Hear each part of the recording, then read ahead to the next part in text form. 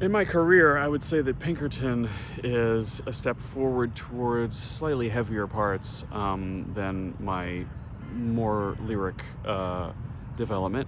And I think it's appropriate for how my voice feels right now, how I've learned more about cutting through an orchestra without overloading the voice.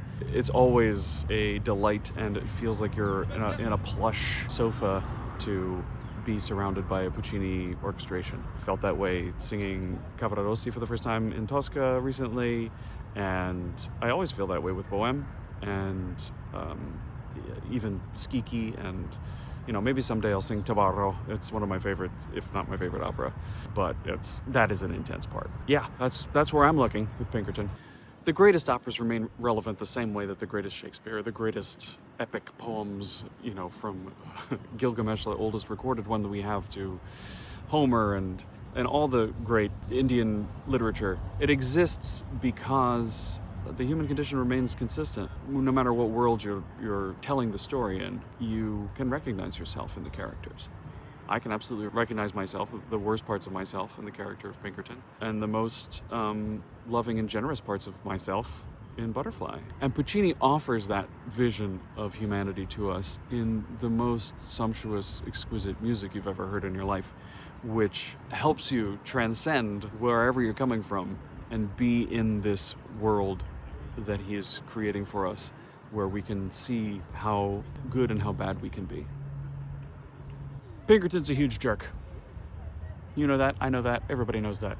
I have to play him though, so I have to know what kind of huge jerk he is. And it has to make sense with everything that he says. So at the end of the opera, he's very remorseful. Why is he remorseful if he's just a huge, bigoted, misogynist jerk 100% to the core? And I think it's because the kind of jerk that he is young, but he believes he knows everything. He believes he knows how everything works, understands everything, and so he's blinded to the possibility that he might not. He believes at the beginning of the opera that Butterfly is knowingly a member of the sex work industry, that she understands that this is all artifice. One of the reasons he's so mean about everything that happens is that he believes it's all a farce and that everybody knows what's going on here and that it's all a charade to make this work seem more acceptable. So when we get his big revelation at the end, the revelation is that he was wrong. He was wrong because Butterfly truly did love him. Another reason this understanding of Pinkerton makes sense to me is that Butterfly cannot just be 100% hoodwinked by him. He can actually fall for her. And he's pushing it down in himself. We don't see it on stage, but after the first act duet, he comes to his senses and realizes, oh no, she's not being real. She's just a genuinely good sex worker who makes me believe that she is really into me, but she's not, even though I'm into her, but I can't be because I have to go back home to America and I feel those cultural obligations.